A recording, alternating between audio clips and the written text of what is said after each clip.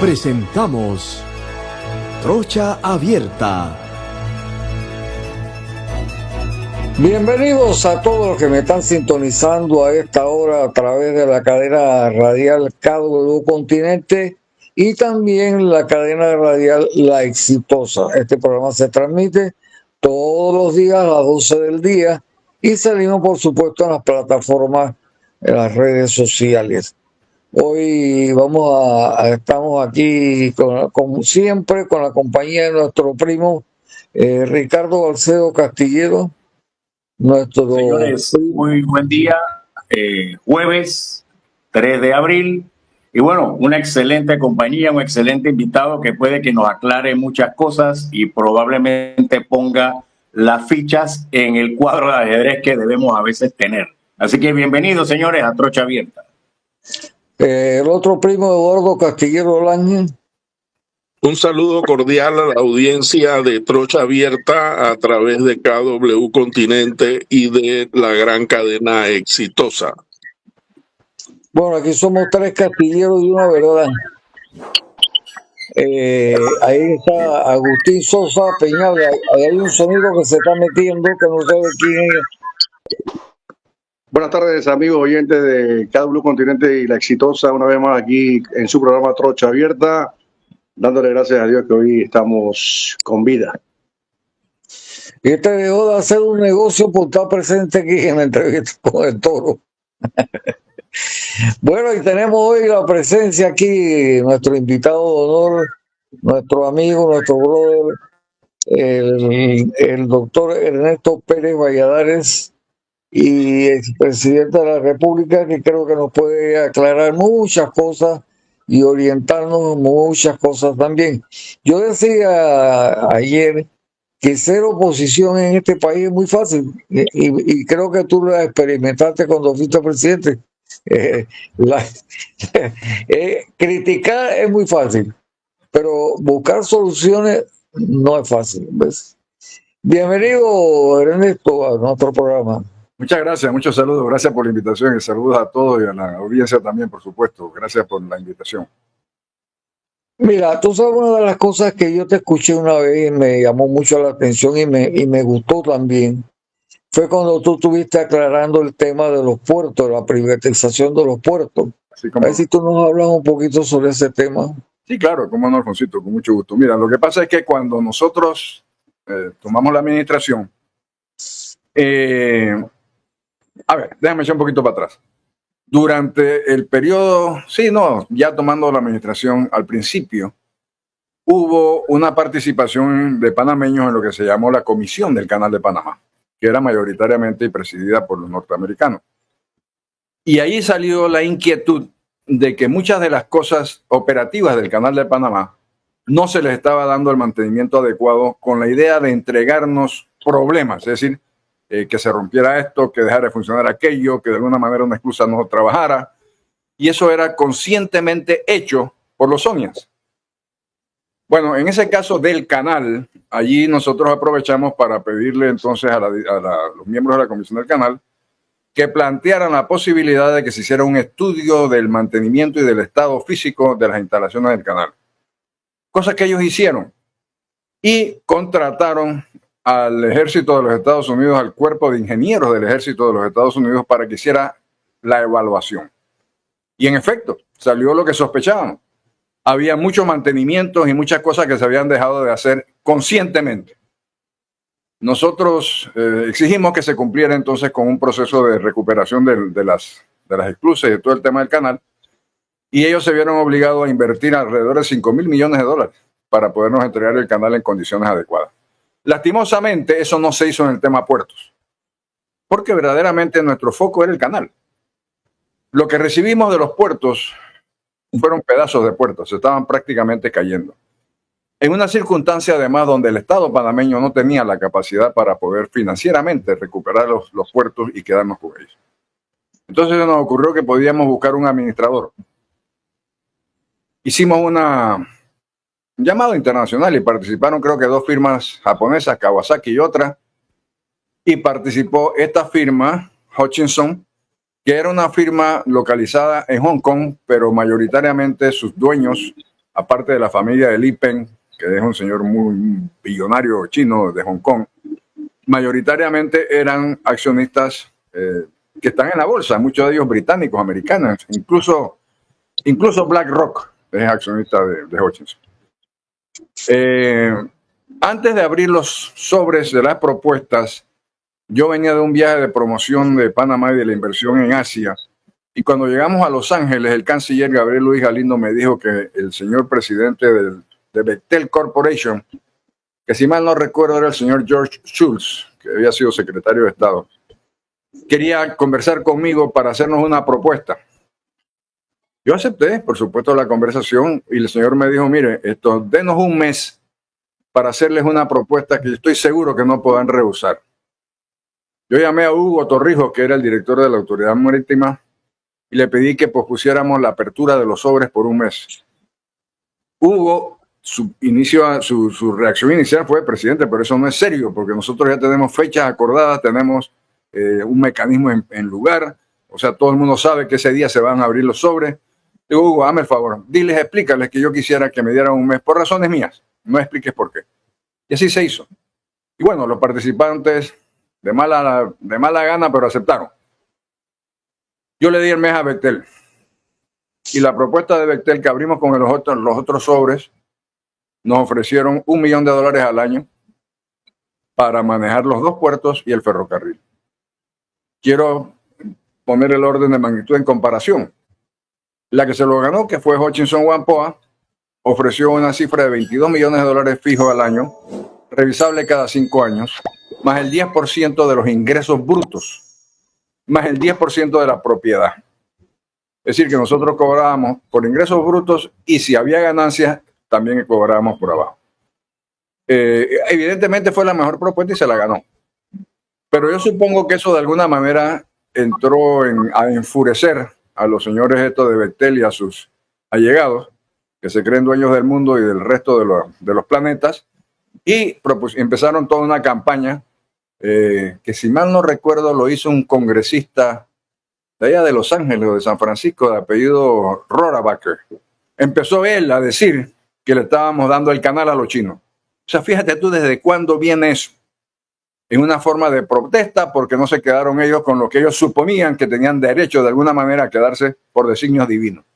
Esa es la historia de los puertos y eso es lo que pasó. Lastimosamente, tengo que decirte también que en la administración siguiente se cambiaron los términos del contrato. Había concesiones que nosotros dimos para la construcción de nuevos puertos. Construcción que empezaba de cero. Los puertos de Balboa y Cristóbal que estaban operativos no estarían en las mejores condiciones, pero estaban operativos. Tenían un canal de acceso, tenían todo lo que significa un puerto. Aquellos que concesionamos tenían que empezar de cero. Ahí no había absolutamente más nada que hierba. Y por supuesto se le dieron condiciones diferentes porque no estábamos entregando activos, estábamos proporcionando un permiso. La administración siguiente aceptó la propuesta de Hutchison, que le llamaron equiparación y que verdaderamente significó tumbar lo que habíamos acordado originalmente, los 22 millones, el 10% de ingresos brutos. Todo eso se tumbó y quedaron con unas condiciones muy desfavorables para la República y muy favorables para Hutchison Whampoa. Ese es el asunto. Luego viene la renovación en el periodo anterior e inexplicablemente se renueva diciendo que se había cumplido con todos los contratos, que es falso. Es falso porque lo que se dio a haber renovado fue el contrato original y no el contrato subsiguiente que fue hecho, dicho sea de paso, ilegalmente, porque se hizo con un decreto ejecutivo cambiando una ley y eso no se puede hacer. Pero bueno, este gobierno anterior decidió que no, que estaba muy bien, que todo estaba bien y le renovó el contrato. Esa es la realidad. Yo afortunadamente tengo la esperanza de que con la nueva administración y sobre todo con el Contralor nuevo se haga el verdadero audito y podamos saber la verdadera situación de cómo ha sido nuestra relación con esa gente. Un poquito largo la explicación, pero es que es largo el proceso. No, está bien, está bien, está bien. O sea, en otras palabras, nosotros dejamos de percibir $22 millones contra $1 millón que nos habían ofrecido la otra empresa.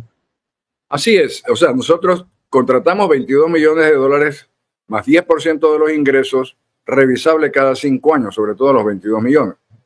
Y la otra empresa, la Bechtel, esta famosa, nos ofrecía 1 millón, que evidentemente rechazamos inmediatamente.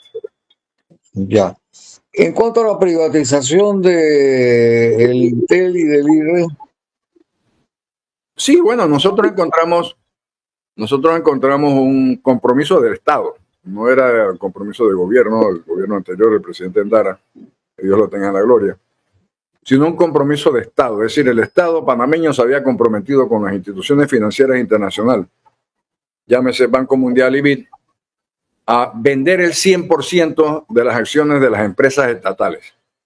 Porque era un concepto en ese momento esgrimido por Washington, que dicho sea de paso son los principales aportadores de fondos para esas IFIs, un concepto de que cualquiera empresa estatal era de alguna manera una manifestación de una tendencia comunista. Entonces se firmó el famoso Plan Ford, que lo firmó Billy Ford, que también Dios lo tenga en la gloria, comprometiéndose a la venta del total de las acciones de todas las empresas estatales, y en efecto empezaron. Creo que una de las primeras que se vendió fue un hotelito que había en Taboga, luego se vendió Cítricos de Chiriquí, creo que Cemento Bayano, pero las grandes, que eran el IRRE y el Intel, cuando el presidente Endara trató de vender el 100% de las acciones del Intel, ya su apoyo político de la Asamblea se había perdido, si mal no recuerdo, porque se había peleado con los demócratas cristianos. Y no tenía la mayoría. Y luego hay que reconocer que el sindicato del Intel hizo manifestaciones masivas, protestas masivas, y el presidente Endara simplemente dijo, ¿sabe qué? Vamos a dejarlo así. Nosotros entonces recibimos un compromiso incumplido del gobierno anterior y con la necesidad de ver qué hacíamos. Y luego hay que señalar que si las instituciones financieras internacionales, el Banco Mundial, el Banco Interamericano, la CAF y algunas otras, no financian ese tipo de empresas estatales, ningún banco privado las financia. Y ese era el gran dilema. Es decir, todas esas empresas venían de 10 años prácticamente de desinversión. ¿Tú te acuerdas, Alfonsito? Tú levantabas un teléfono y tenías que estar esperando 5 o 10 minutos para que te diera tono. Por supuesto que no había celulares. Y eso era en función de que todas las centrales telefónicas estaban copadas. Para no hablar que cuando nosotros llegamos tuvimos la necesidad de traer, o de casi que traer, barcazas para generación eléctrica porque no había capacidad de generación. Entonces todo eso es parte de lo que sucedió en ese momento. Nosotros le dijimos a las famosas IFI, bueno, mira, pero ¿y si hacemos? Ustedes lo que les interesa es que sean eficientes, ¿verdad? Que las empresas estatales sean eficientes y que no sean 100% del Estado. Sí, así es. Si nosotros logramos que las manejen socios nuestros privados y nosotros participar, los tipos dijeron, bueno, yo creo que eso es imposible, pero si ustedes lo logran, bien, pues no tenemos ningún problema en hacerlo. Eso fue exactamente lo que hicimos. El Intel vendimos 49%, nos quedamos con 49% y 2% se le pasó al sindicato por su lucha. Y creo que en el IRRE fue algo similar, dividiendo, separando la generación, la distribución y la producción. Y son empresas mixtas, verdaderamente, no son empresas privadas, son empresas mixtas, donde el Estado tiene participación no solamente como dueño, sino también que cobra sus impuestos. Y yo creo que ese esquema ha sido exitosísimo y ha sido incluso enseñado como algo a imitar en muchos lados del mundo.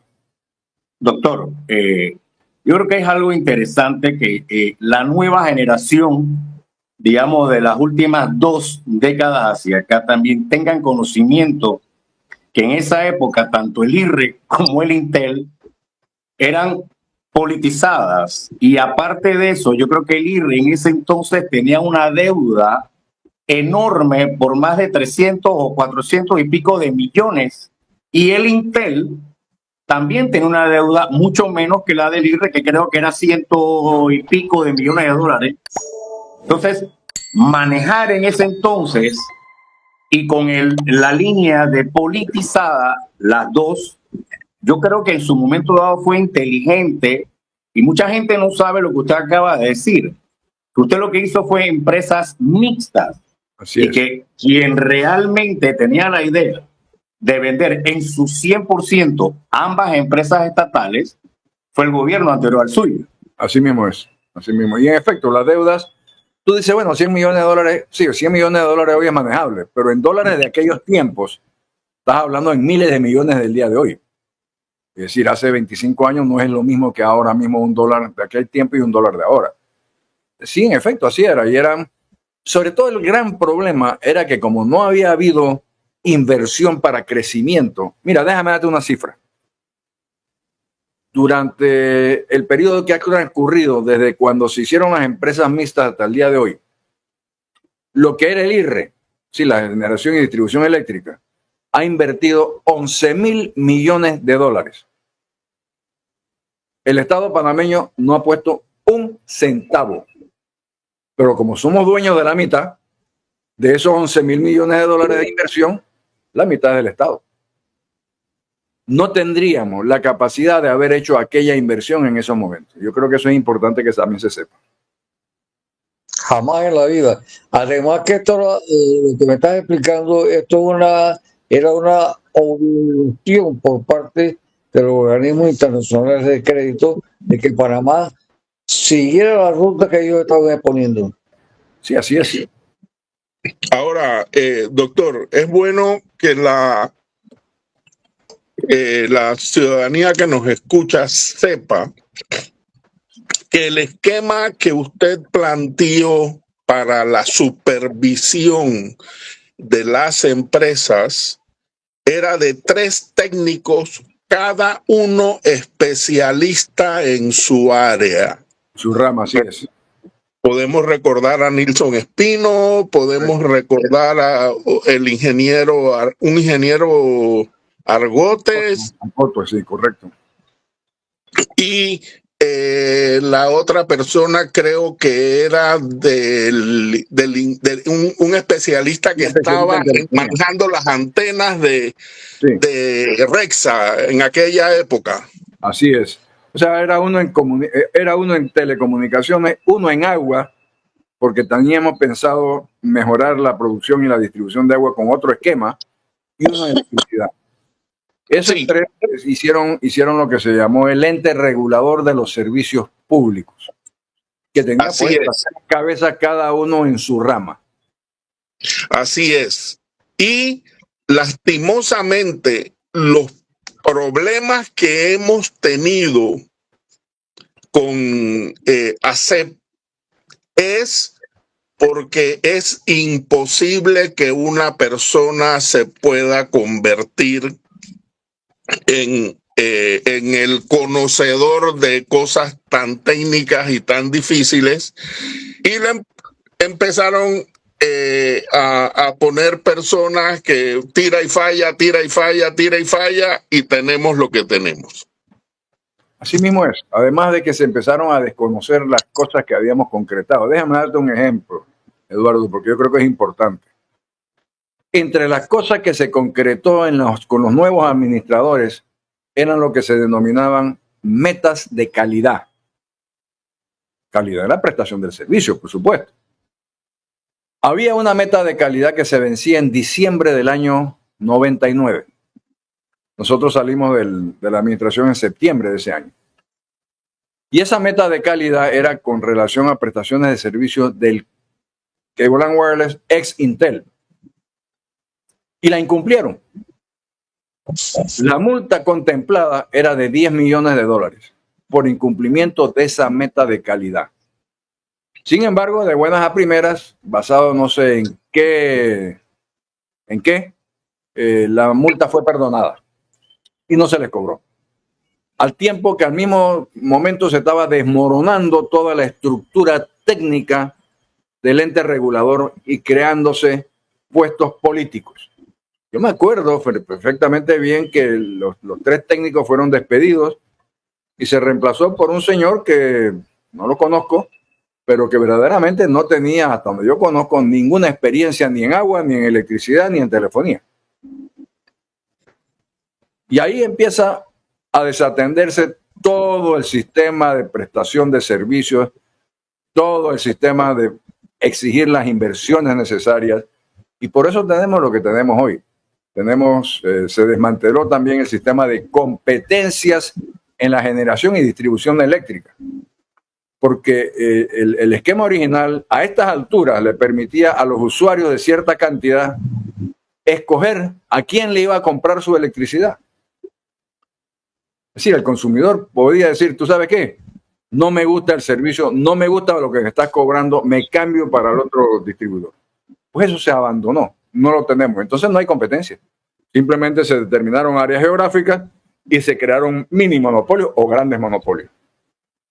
Es tan cierto lo que usted dice, doctor, que lo que debiera ser penalizado, que es que uno se cambie del servicio de telefonía por no estar satisfecho con lo que está recibiendo, ahora lo ponen como un gran logro del sistema. Así es, como si nosotros no tuviéramos la opción como consumidores de escoger quién nos provee de un servicio. Bueno, eso es monopolizar el mercado, literalmente, ¿no? Efectivamente, así fue.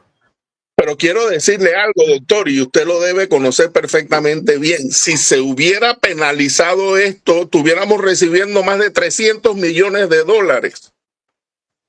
Si se hubiera respetado los conceptos originales y se hubiera exigido competencia en los mercados, primero el Estado recibiría mucho dinero y segundo, los servicios serían mucho más adecuados, no solamente en costos, sino en calidad.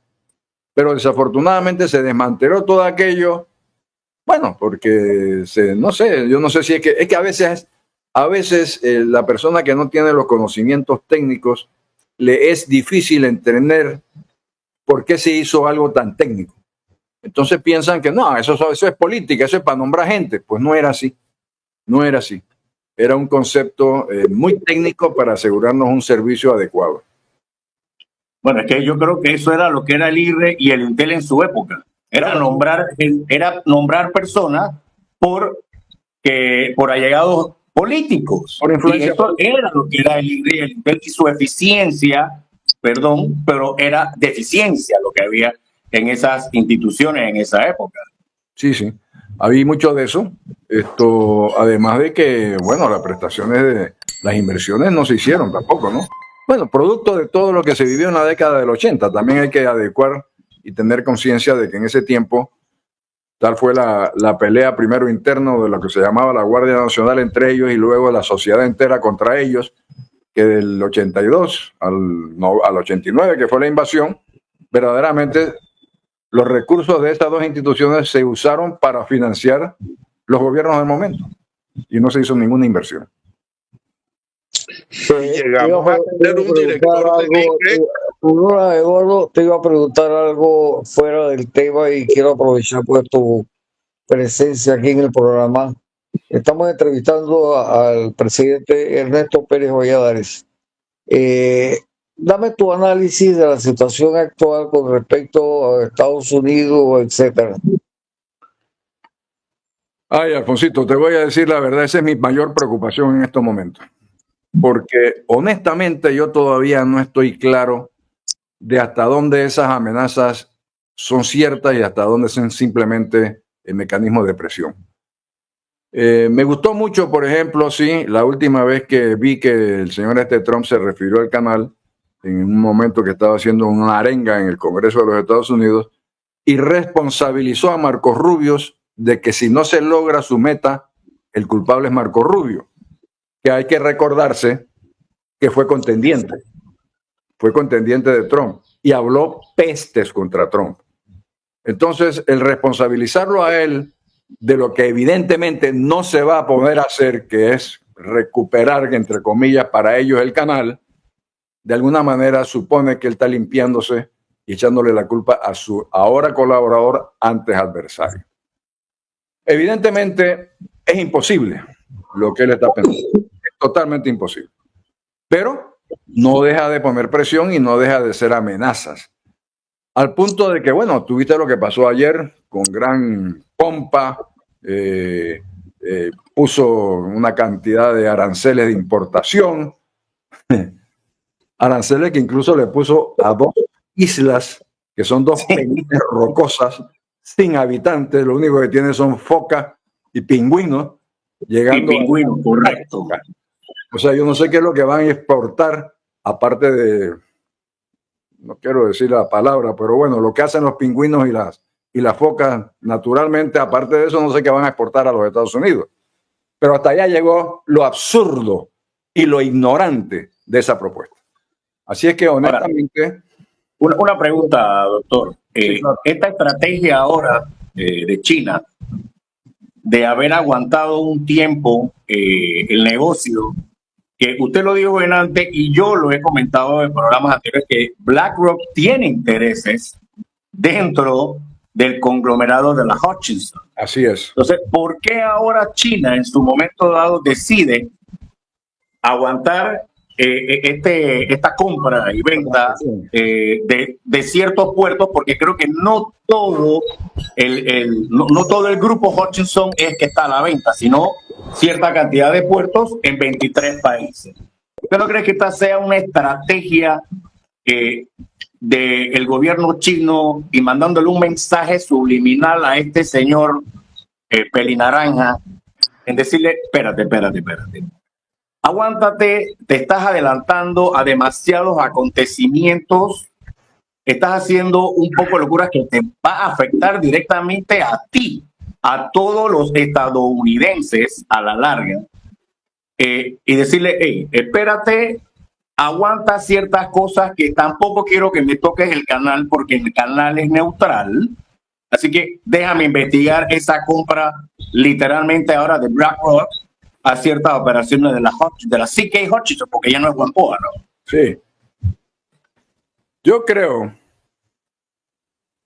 que China lo que ha hecho es responderle a las amenazas y a la prepotencia de Trump, diciéndole, ¿tú crees que tú vas a decidir qué va a hacer una empresa localizada en Hong Kong y a quién van a venderle y a quién no le pueden dar servicio?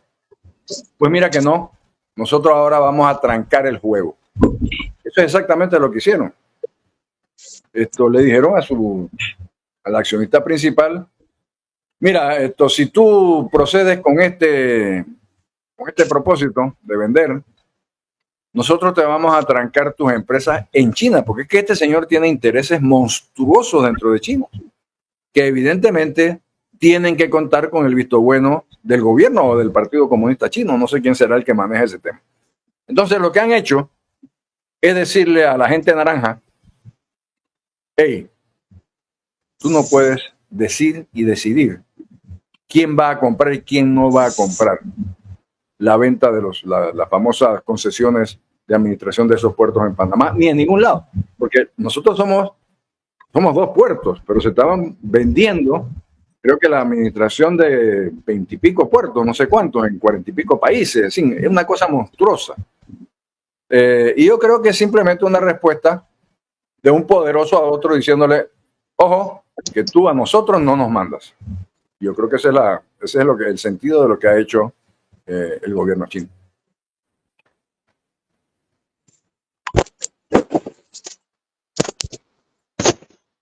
Se quedaron. Ay, Agustín, tú no has hecho ninguna pregunta. A ti que te queda tan bien el toro. No. Yo analizo la pregunta del doctor. Sí, hay muchas interrogantes que tengo en la mente, pero yo quiero ir viendo el desarrollo del tema. Pero a mí me cabe una pregunta, por ejemplo, el papel que debe tener Panamá con relación a estas situaciones que se están dando con Estados Unidos, porque veo que hay mucha frialdad de parte del gobierno, e incluso en el día de ayer conversamos, doctor, que el señor presidente actual ni siquiera está llamando a una unidad porque estamos siendo amenazados, sea que se cumpla o no se cumpla, pero hay una amenaza real en donde las diferentes fuerzas se tenga que unificar, y él simplemente ha tomado una lucha de guerra, por decirlo de esta manera, solo, y no quiere llamar a nadie. Entonces yo creo que es un momento propicio de que el presidente actual tome riendas con el pueblo panameño con toda la fuerza, sin distinción de género político, pero es necesario, porque si no, en el argot panameño nos van a agarrar con los pantalones abajo, porque el día lunes viene el secretario de Defensa y él no viene a tomarse un café con el señor presidente a decirle, oye, mucho gusto conocerte, sino viene con directrices directas marcadas que el señor presidente tiene, o aceptarlas o no aceptarlas. Entonces yo quisiera ver cuál es su punto de vista con relación a eso. Sí, claro, bueno, tú sabes que dice el dicho que cada maestrito tiene su librito, ¿no? Evidentemente, yo no conozco, tengo que decirlo claramente que no sé si hay o si no hay alguna estrategia que se está siguiendo en el tema de la relación con los Estados Unidos. No lo sé. Y cuando uno no tiene información, no debe criticar.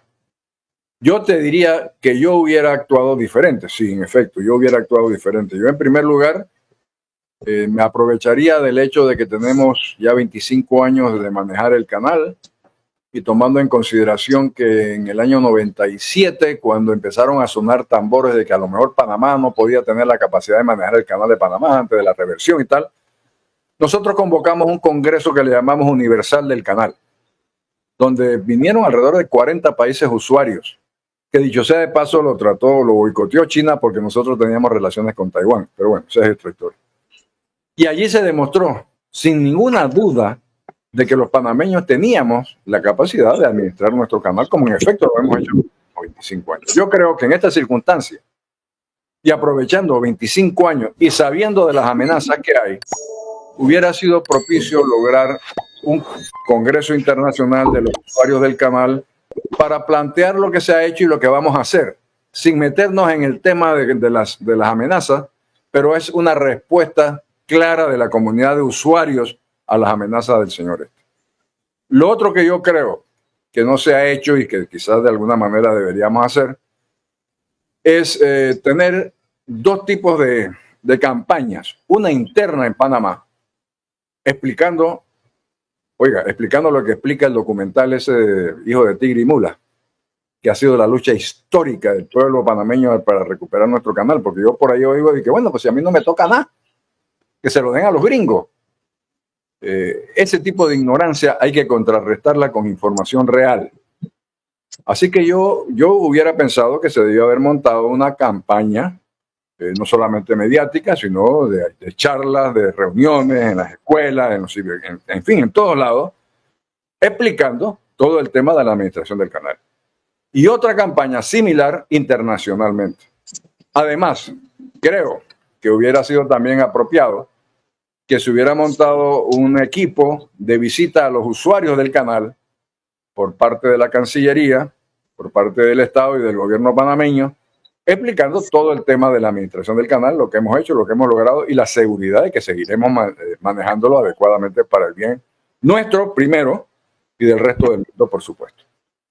Eso es lo que yo creo que, bueno, te digo nuevamente, no sé si hay una estrategia, si la hay no la conozco, y como uno no critica lo que no conoce, pues yo no critico eso, sino simplemente digo cuál hubiera sido lo que yo hubiera hecho, que es diferente a lo que Doctor, es cierto lo que usted dice, que tal vez usted ignore, como nosotros los que estamos en este panel y los otros oyentes televidentes, que no conocemos tras bastidores qué está pasando, pero es tan evidente las amenazas que, independientemente de que lo que usted está diciendo es perfecto que se haga eso, estas reuniones y convocar y llamar e informar, no podemos dejar a un lado que está latente eso y que el señor presidente no es que guarde silencio, porque hay cosas que yo sé que a nivel de seguridad de Estado es necesaria, pero las cosas son tan evidentes que yo considero que el señor presidente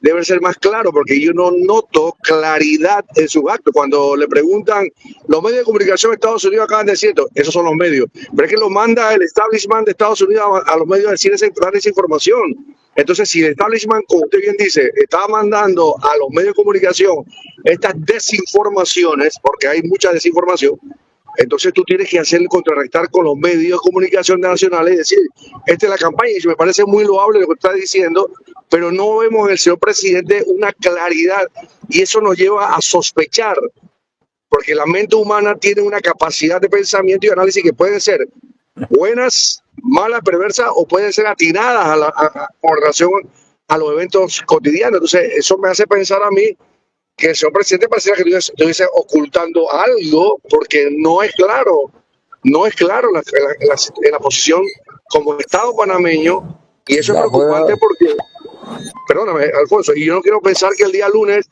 ya la agenda está escrita y el señor presidente muy sutilmente nos diga, vamos a hacer esto con Estados Unidos con relación a bases militares. Entonces esto es delicado. Yo creo, déjame interrumpir un segundito.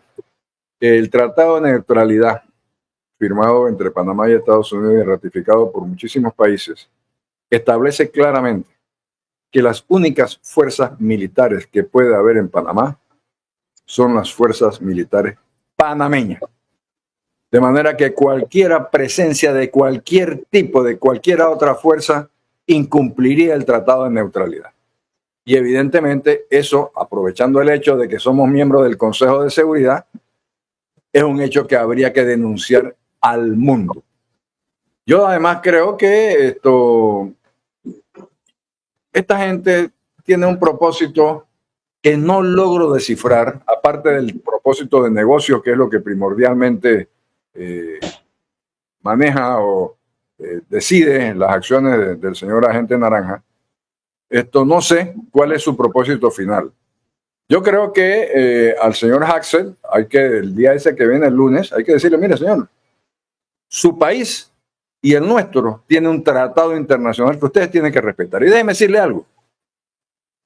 Cuando estábamos en las negociaciones del canal, el ejército de los Estados Unidos, a solicitud del presidente, del ejecutivo, hizo un análisis de la seguridad del canal.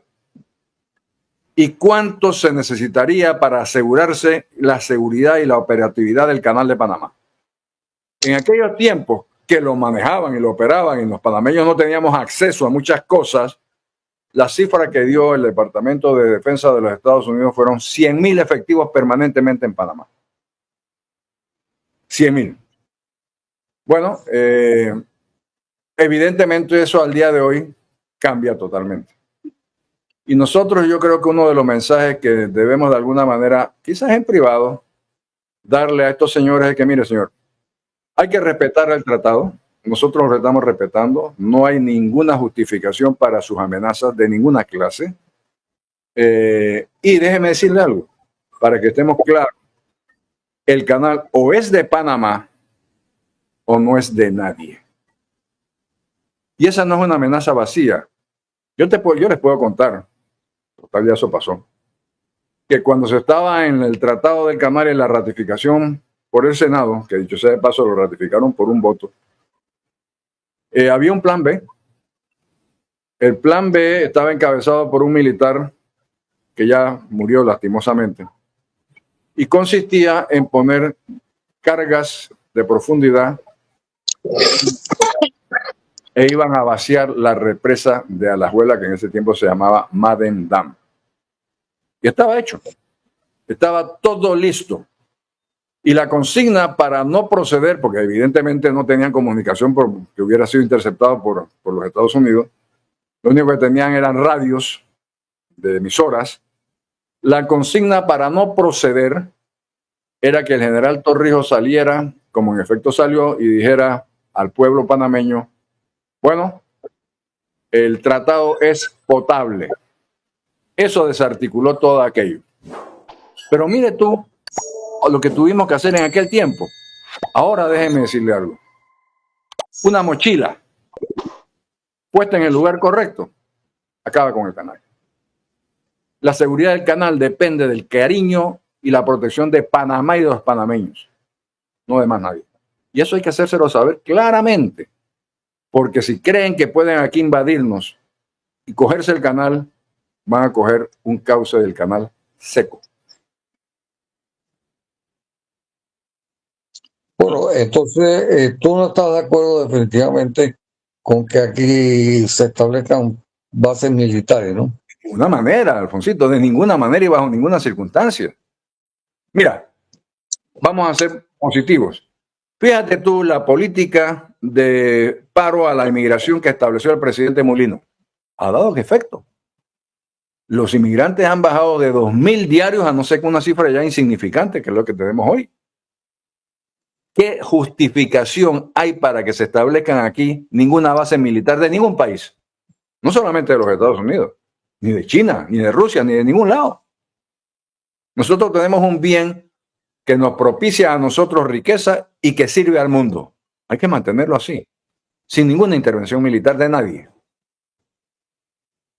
Ahora, doctor, ¿fueron ciertas al final las palabras que el propio presidente Mulino expresó cuando dijo que la frontera no era Tijuana, la frontera era acá el Darién, y ellos lo entendieron al final de cuentas?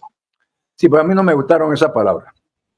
Yo te doy sinceramente, porque eso puede ser interpretado como que, bueno, su seguridad nacional depende de que ustedes tengan una presencia militar en el Darién. Y eso no me gusta. Eso simplemente creo que fue una expresión, bueno, desafortunada para mi gusto. Yo creo que sí, en efecto, nosotros debemos proteger nuestra frontera, pero la debemos proteger nosotros. No pedirle a nadie que nos venga a proteger nada. Y tenemos la capacidad de hacerlo. Evidentemente la tenemos porque se ha demostrado. Doctor, de hecho, Doctor, Estados Unidos tomó literalmente... No podemos olvidarnos de algo. Tenemos en Colombia a uno de los más altos dirigentes o directores del ELN. Sí, claro. ¿No? Y propiciar una base militar en ese lugar es invitar a una guerrilla. Evidentemente. No, doctor, lo que quería comentarle es que de hecho Estados Unidos tomó literalmente esa respuesta del señor presidente, porque el señor presidente notificó o informó que van a abrir un aeropuerto donde va a haber presencia militar con el tema migratorio, cuando el día de hoy expresó el presidente que apenas vamos con 7 inmigrantes, o sea que ha mermado de una manera tan extraordinaria como para decir vamos a abrir una base aérea para el tema migratorio cuando en Panamá se pueda hacer capital, porque tenemos 2 aeropuertos para poder mover esas personas. Además, honestamente, lo que yo conozco, ese aeropuerto principal, ese aeropuerto que estaba hablando el presidente ya existía. O sea, no es un aeropuerto nuevo. Quizás le mejoran las condiciones. Pero es un aeropuerto que solamente pueden bajar aviones pequeños. Eso no es un aeropuerto del cual va a salir un 737 cargado de inmigrantes para algún lado. O sea, además que no hay necesidad de hacerlo, como en efecto se ha demostrado. Salen de aquí y se acabó.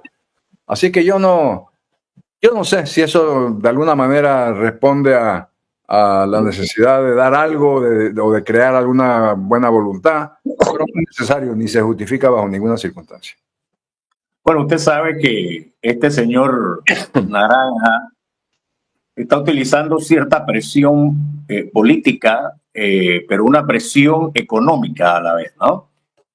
Y yo lo estoy viendo a él que él está buscando de todas maneras dónde encontrar dinero líquido para empezar a pagar la deuda que tiene Estados Unidos con Estados Unidos. Entonces, se ha ensañado con Groenlandia, quiere agarrar ciertas tierras de Ucrania, Canadá, México, entonces quiere agarrar el canal. A mí, ¿quién me quita la idea de la cabeza que lo que está haciendo el señor Trump es ver cómo consigue de una manera económica, ver cómo obtiene tanto ingresos para poder pagarle a la Reserva Federal de Estados Unidos lo que tiene en deuda? Bueno, yo no estoy de acuerdo con eso, te voy a explicar por qué. En la historia posguerra, para no irnos tan lejos, de la Segunda Guerra Mundial en adelante, que es cuando yo más o menos tengo algún conocimiento, no conozco ningún país que haya pagado su deuda interna o externa. La estructura financiera de todos los países incluye deuda. Hombre, ciertos niveles de deuda, por supuesto. En el caso panameño, por ejemplo, nosotros siempre mantuvimos un nivel de deuda de alrededor del 40% del Producto Interno Bruto. Se disparó por las razones que ustedes conocen y que no vamos a ahondar, a un punto que ya es peligroso, más del 60%. La deuda de los Estados Unidos, interna y externa de ellos, está arriba del 100% de su Producto Interno Bruto. Entonces hay dos formas que puede él bajar esa relación. Una, evitando los gastos, cosa que está haciendo el señor votando a todo el mundo, acabando con las agencias históricas tradicionales de los Estados Unidos. Acaba de cerrar, si es que no lo ha hecho, lo está haciendo en los próximos días, el Departamento de Educación. Acaba de cerrar la IDE, que históricamente fue un mecanismo de penetración y de permanente presencia en los Estados Unidos en diferentes países del mundo. Está subiendo estos aranceles que ayer vi que significan alrededor de 800.000 millones de dólares al año para ellos, lo cual evidentemente de alguna manera baja los niveles o por lo menos la necesidad de endeudamiento. Pero de Panamá, ¿qué quiere? Si el Canal de Panamá le produce al Estado panameño 2.000 millones de dólares al año, eso para ellos no es cifra, o sea, eso no es dinero para los Estados Unidos. De manera que el incentivo económico estatal no lo veo. Lo que sí puede haber es un incentivo económico personal, que es lo que motiva la mayoría de las cosas que ha hecho el agente naranja y su gobierno, porque todos los demás son iguales. De manera que ahí es donde tenemos que tener los frenos y las vallas diciéndole, señor, eso no es posible porque internacionalmente tenemos un tratado, porque además ustedes no tienen ninguna justificación para pedirnos absolutamente nada que vaya a violar aquel tratado. Así que no. Yo creo que lo que hay que tener es la interés de decirle no se puede. Tú sabes, o sea, que hay un dicho español. Antes de terminar el programa, que nos faltan unos minutos, esta polémica que se ha generado entre el Bimbín y Martín. Y a propósito, entre el señor ministro Navarro y el señor expresidente Torrijos, no le digas así tan feo. Él te quiere mucho, tía, para que sepa. Bueno, yo creo que, bueno, lo que dijo el ministro Navarro tiene mucha razón. Yo creo que uno de los grandes causantes de los problemas que tenemos, estamos hablando ahora internamente del PRD, uno de los grandes problemas que hemos tenido en el partido es la consecuencia de las acciones que tomó el señor expresidente Torrijos. Especialmente me acuerdo cuando empezó lo que yo llamo el virus de la corrupción dentro de la Asamblea, cuando se empezó a recibir dinero a cambio de votar afirmativamente para propuestas del Ejecutivo, que en ese tiempo éramos, si tú te acuerdas, éramos oposición. Caso famoso el CEMIS, pero como ese, que fue quizás el inicio de ese sistema de que, bueno, tú quieres mi apoyo porque no tienes mayoría, eso te va a costar tanto, y ese dinero lo voy a usar disque para financiar el PRD, que era mentira, lo usaba para su propio propósito, y ahí viene la denuncia famosa aquella del diputado Afú, con los billetes en las manos, si tú te acuerdas, ¿no?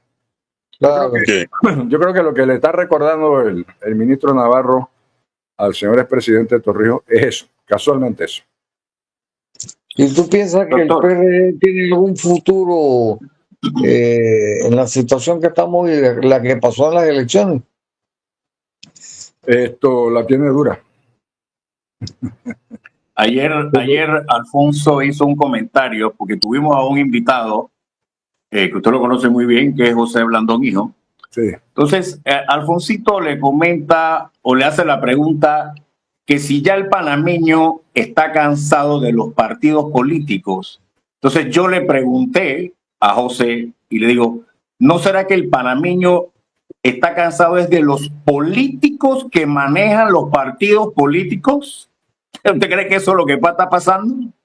Yo creo que es necesaria una renovación de todo. Yo creo que hay que revisar la institucionalidad. Por ejemplo, en el caso de todos los partidos políticos, el manejo de ellos es de diputados. O sea, los diputados son los que manejan los partidos políticos.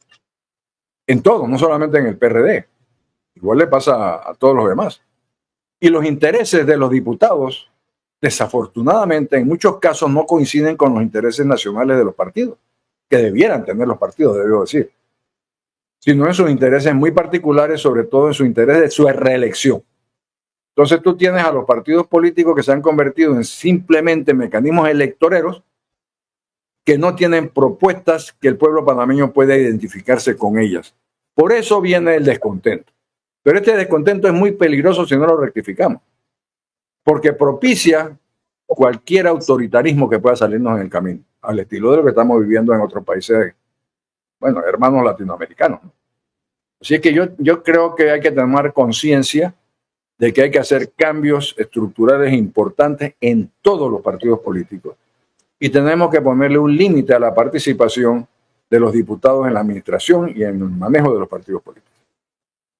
Ernesto, antes de concluir, que nos faltan unos 4 minutos aproximadamente, no podía dejar por fuera tu opinión con lo que está pasando Martinelli, Nicaragua, Panamá. Mira, tú sabes una cosa, mira, yo me hice un propósito hace muchos años de no criticar a ningún expresidente, no por ellos, sino porque son la expresión del querer del pueblo panameño, son electos por el pueblo. Así que yo no critico, ya ves que no critiqué al expresidente Torrijos, no critico ni criticaré al expresidente Martinelli. Creo que la situación de él, bueno, él decidió asilarse en la embajada de Nicaragua. El gobierno anterior decidió no darle el salvoconducto. Quien califica si tiene o no derecho a un salvoconducto no es el gobierno panameño, es el gobierno del país que lo asila. Es decir, en este caso Nicaragua, que lo calificó como que sí tenía derecho a un asilo. Creo que no hay razón para no aceptarlo ahora. Es decir, si lo tienen asilado en su embajada, que dicho sea de paso, se reconoce como territorio nicaragüense, porque las embajadas son territorios de los países donde están ubicados, cuya embajada tienen aquí. Entonces, ¿cómo es que no lo vas a aceptar que vaya a Nicaragua? Si ya está en Nicaragua, para efectos prácticos, jurídicamente hablando, está en el territorio nicaragüense, que es la embajada. Así claro. Es que todo este otro tema del chantaje que se dice por ahí, que es los votos del SICA, que no sé qué, la verdad es la verdad. El sistema de integración centroamericano, el famoso SICA, del cual yo quisiera alejarme totalmente, igual que el del Parlacén, tiene como práctica histórica una presidencia rotativa por país. Este año le toca a fulano, al otro país le toca al mengano, y así se ha hecho. Sí hay una elección formal, pero se sabe que le toca este año a tal país. Este año le tocaba a Nicaragua. Así que lo que ellos están reclamando no es un derecho, pero es una práctica histórica que se ha hecho y que nosotros hemos negado. ¿Qué es un chantaje? Sí, yo creo que es un chantaje. Creo que es una negación de su propia actitud frente a haberle dado asilo al expresidente Martinelli. Sí, creo que es una negación. Pero bueno, esa es la situación que estamos. Lastimosamente, hoy ya estamos a pocas horas de que vence el salvoconducto y verdaderamente lo que va a pasar nadie lo sabe. Así mismo es. Bueno, yo creo que ha sido muy placentero tu presencia aquí en el programa, lo cual te agradecemos infinitamente. Muchísimo gusto. Y máximo con el aprecio que te tengo. No sé si tú a mí, pero yo a ti sí. Es igual, es mutuo. Alfonsito, es mutuo. Bueno, entonces nos despedimos pues en compañía de Agustín Sosa Peñalba, de Eduardo Castillero Lange, de Ricardo Castillero Lange, de este servidor Alfonso Castillero Ortiz, conde del Vigo, conde acá en Chitré, no en Chiriquí. Y bueno, y nuestro invitado de honor, el presidente Ernesto Pérez Valladares, conocido popularmente como El Toro. Chao, chao. Chao y saludos a todos. Gracias. Gracias, doctor. Cambio fuera. Cambio fuera. Hemos presentado Trocha Abierta